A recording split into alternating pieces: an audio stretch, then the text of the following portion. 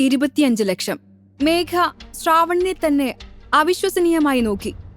എന്നാലും ഇത്രയൊക്കെ പണം ഇവനെവിടെന്നാവും?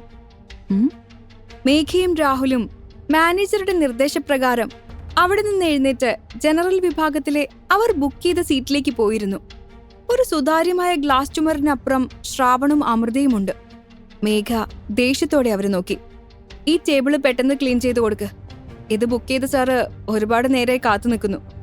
മാനേജർ അവിടുത്തെ ക്ലീനിംഗ് സ്റ്റാഫിനോട് പറഞ്ഞു. അയാൾ അത് സമ്മതിച്ച് വേഗം ആ ടേബിൾ ക്ലീൻ ചെയ്യാൻ തുടങ്ങി. സർ, ഒരു 5 മിനിറ്റ് കൂടെ ക്ഷമിക്കണം. നിങ്ങൾക്ക് വന്ന ബുദ്ധിമുട്ടില് ഞാൻ മാപ്പ് ചോദിക്കുന്നു. മാനേജർ ശ്രാവണിനെ നോക്കി താഴ്മയായി പറഞ്ഞു.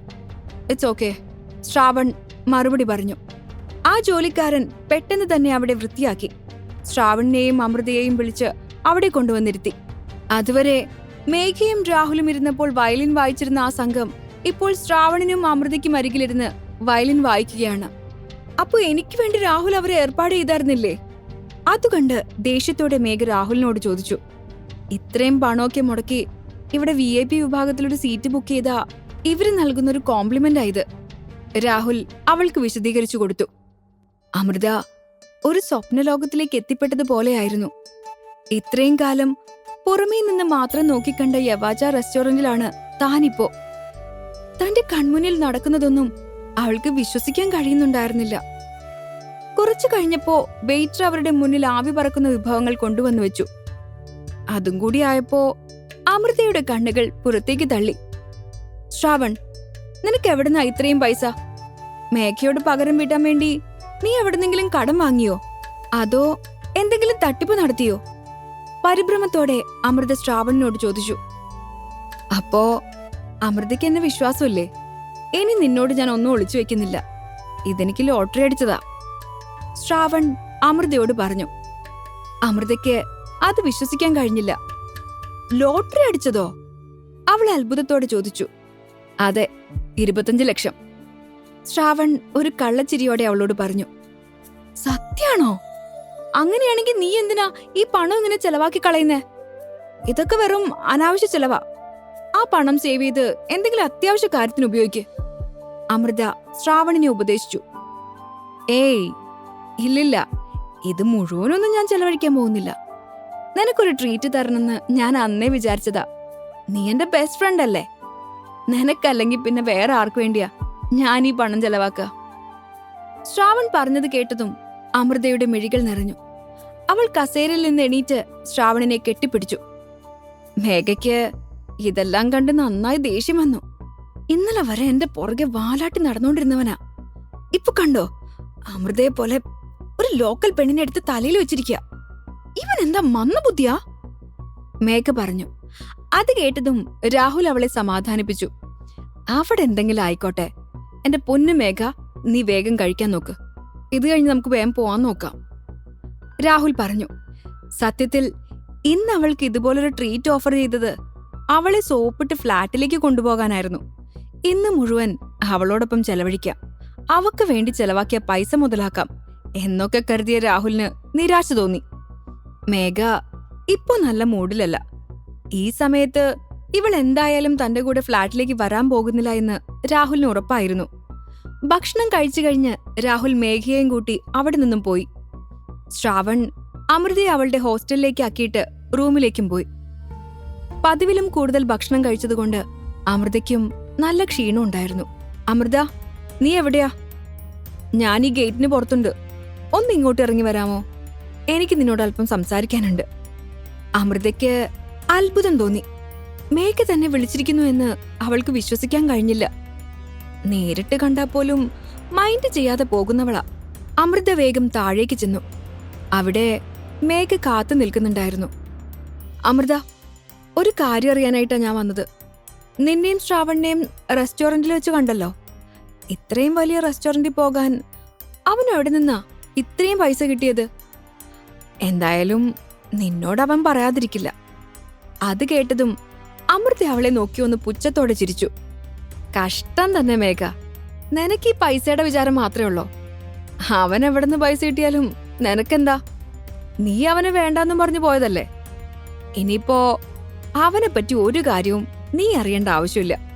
അമൃത തറപ്പിച്ചു പറഞ്ഞു. നീ വല്ലാതങ്ങ് നെകളിക്കില്ല മോളെ. നിന്റെ ഈ രൂപം കണ്ട് ശ്രാവണങ്ങ് മയങ്ങിപ്പോയെന്നാണോ നിന്റെ വിചാരം?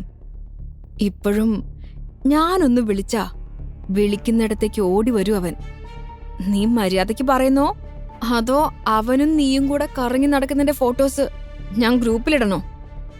ഒരു ഭീഷണി പോലെ മേഘ ചോദിച്ചു. ഞാൻ പറയാം, പക്ഷേ നിന്റെ ഭീഷണി ഭയന്നിട്ടൊന്നും അല്ല മേഘ. ശ്രാവണിന് ഞാൻ കാരണം ഒരു ബുദ്ധിമുട്ടും ഉണ്ടാവരുതെന്ന് എനിക്ക് നിർബന്ധമുണ്ട്. കാരണം അവനൊരു പാവാ. ഇനി നീ കേട്ടോ, അവന് ലോട്ടറി അടിച്ചു. അതിന്റെ ചെലവാ അവൻ എനിക്ക് തന്നത്.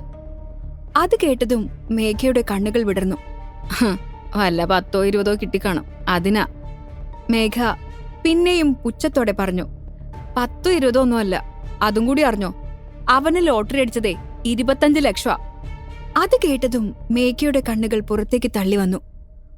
അമൃത, നീ പറയുന്ന സത്യാണോ? ശ്രാവണിന് 25 ലക്ഷം രൂപ ലോട്ടറി അടിച്ചോ? വിശ്വാസം വരാതെ മേഘ ചോദിച്ചു. ഞാൻ പറഞ്ഞത് സത്യ, നീ വേണമെങ്കിൽ വിശ്വസിച്ചാ മതി. പിന്നെ അതീന്ന് 1 രൂപ പോലും തട്ടിയെടുക്കാന്ന് നീ കരുതണ്ട. നിന്റെ ഒക്കെ തനി സ്വഭാവം അവൻ മനസ്സിലാക്കി വച്ചിട്ടുണ്ട്. അത്രയും പറഞ്ഞുകൊണ്ട് അമൃത റൂമിലേക്ക് കയറിപ്പോയി. അടുത്ത ദിവസം ഉച്ചയ്ക്ക് ശേഷം ക്ലാസ് ഇല്ലാത്തതുകൊണ്ട് ശ്രാവൺ ലൈബ്രറിയിലേക്ക് പോയി. ശ്രാവൺ അങ്ങോട്ട് പോകുന്നത് കണ്ട മേഘ അവന്റെ പിന്നാലെ ചെന്നു. ലൈബ്രറിയിലേക്ക് എത്തിയതും മേഘ ശ്രാവണിനെ ഒരു കൊഞ്ചലോട് വിളിച്ചു. ശ്രാവൺ, നീ ഒന്ന് നോക്ക്, ഈ ഡ്രസ് എനിക്ക് ചേരുന്നുണ്ടോ? മേഘ ചോദിച്ചപ്പോ ശ്രാവൺ അവൾ ഇട്ടിരിക്കുന്ന ഡ്രസ്സിലേക്കൊന്ന് നോക്കി. അവളുടെ ബർത്ത്ഡേ ആണെന്ന് പറഞ്ഞപ്പോ കഴിഞ്ഞ വർഷം ഒരുപാട് ബുദ്ധിമുട്ടി താൻ വാങ്ങിക്കൊടുത്ത വൈറ്റ് ഗൗണാണത്. ഒരു നിമിഷം അതെല്ലാം ആലോചിച്ച് ശ്രാവൺ നിശബ്ദനായി. മേഘയ്ക്ക് ഇപ്പെന്താ വേണ്ടേ? ശ്രാവൺ അവളോട് ചോദിച്ചു. നീ എന്തിനാ ശ്രാവൺ എന്നെ ഇങ്ങനെ അവോയ്ഡ് ചെയ്യുന്നേ? എനിക്ക് എത്രത്തോളം വിഷമമുണ്ടെന്ന് അറിയോ? നീ എന്റെ കൂടെ ഉള്ളപ്പോ എന്ത് രസായിരുന്നു. അവന്റെ ഷർട്ടിലെ ബട്ടൺസിൽ പിടിച്ചുകൊണ്ട് മേഘ പറഞ്ഞു. പണ്ടാണെങ്കി ഇവളിങ്ങനെ ചേർന്ന് നിന്നുകൊണ്ട് എന്താവശ്യപ്പെട്ടാലും ശ്രാവൺ അത് സാധിച്ചു കൊടുക്കുമായിരുന്നു.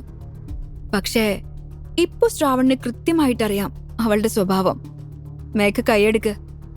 ഇത് നിന്റെ ബെഡ്റൂം അല്ല, കോളേജിലെ ലൈബ്രറിയാ. പിന്നെ ഞാൻ നിന്റെ രാഹുലും അല്ല, ശ്രാവണ. തന്റെ ദേഹത്ത് നിന്ന് അവളുടെ കൈ മാറ്റിക്കൊണ്ട് ശ്രാവൺ പറഞ്ഞു. ഒരിക്കൽ നിനക്ക് വേണ്ടി മരിക്കാൻ പോലും ഞാൻ തയ്യാറായിരുന്നു. പക്ഷെ എനിക്ക് മനസ്സിലായി, നിന്നെപ്പോലൊരു പെണ്ണിനെ ആത്മാർത്ഥമായി സ്നേഹിച്ചിട്ട് ഒരു പ്രയോജനവും ഇല്ലാന്ന്. അവളെ തള്ളി മാറ്റിക്കൊണ്ട് ശ്രാവൺ മുന്നോട്ട് നടന്നു. ആദ്യമായിട്ടായിരുന്നു മേഘയ്ക്ക് ഇങ്ങനൊരു അപമാനം. ശ്രാവൺ, ശ്രാവൺ ഒന്ന് നിക്ക് പ്ലീസ്, ഞാൻ പറയുന്നൊന്ന് കേക്ക്. മേഘ ഉറക്കെ വിളിച്ചു പറഞ്ഞു. കരഞ്ഞുകൊണ്ട് അവൾ ശ്രാവണിന്റെ പിന്നാലെ ഓടി. അവളുടെ പെർഫോമൻസ് കണ്ട് എല്ലാവരും അവരെ ശ്രദ്ധിച്ചു. നിനക്കെങ്ങനെയാ ശ്രാവൺ ഇങ്ങനെ കണ്ണി ചോരയില്ലാതെ പെരുമാറാൻ കഴിയുന്നേ? ഞാൻ നിന്നെ സ്നേഹിച്ചത് ആത്മാർത്ഥമായി തന്നെയല്ലേ? എത്ര പേരിന്റെ പുറകെ ഇഷ്ടാണെന്ന് പറഞ്ഞു വന്നിട്ടുണ്ടെന്ന് അറിയോ? അവരെയൊന്നും മൈൻഡ് പോലും ഞാൻ ചെയ്തിട്ടില്ല. എല്ലാം നിനക്ക് വേണ്ടിയാ. നീ മാത്രമേ എന്റെ മനസ്സിലുണ്ടായിരുന്നുള്ളൂ. ആ എന്നെയാ നീ ഇപ്പൊ ഇങ്ങനെ അകറ്റി നിർത്തുന്നേ. എല്ലാവരുടെയും മുന്നിൽ വെച്ച് കരച്ചിലോടെ മേഘ പറഞ്ഞു. അവളുടെ പൊട്ടിക്കരച്ചിലും സങ്കടത്തോടെയുള്ള പറച്ചിലും എല്ലാം കേട്ട് അവിടെ കൂടിയവരെല്ലാം ദേഷ്യത്തോടെ ശ്രാവണിനെ നോക്കാൻ തുടങ്ങി. എന്താടാ, നീ അവളെ പറ്റിച്ചിട്ട് പോകാൻ നോക്കാണോ? ഒരാൾ അവന്റെ മുന്നിൽ തടസ്സമായി നിന്നുകൊണ്ട് ചോദിച്ചു. ശ്രാവൺ ഒന്നും മിണ്ടിയില്ല. എന്റെ പൊന്നു മോളെ, നിനക്ക് വേറെ ആരെയും കിട്ടിയില്ലേ? കണ്ടാലും മതി. വേറൊരാൾ വന്ന് മേഘയോട് പറഞ്ഞു. ഇവൾ എന്തിനാ ഈ നാടകമൊക്കെ കളിക്കുന്നത്? എന്താ ഇവളുടെ ഉദ്ദേശം?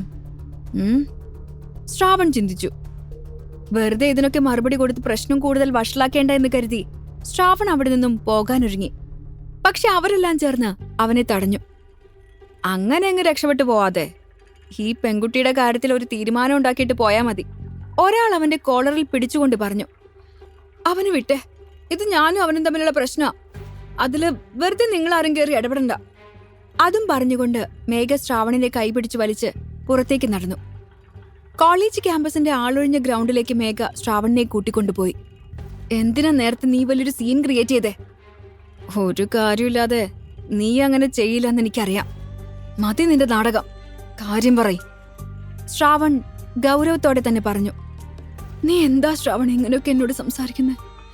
നമ്മൾ ഒരുമിച്ചുണ്ടായിരുന്നപ്പോ എന്ത് രസായിരുന്നു. എന്റെ ദേഹത്ത് അനാവശ്യമായി തൊടുന്നത് എനിക്കിഷ്ടമല്ല. അതും പറഞ്ഞ് ശ്രാവൺ അവളുടെ കൈകൾ തട്ടിയെറിഞ്ഞു.